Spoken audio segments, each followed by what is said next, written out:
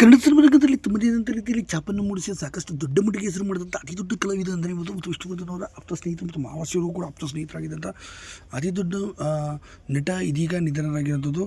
ಕೇವಲ 56ನೇ ವಯಸ್ಸಿನಲ್ಲೇ ಇದೀಗ ಕೊನೆಯುಸಿರೆಳೆದಿರುವಂಥದ್ದು.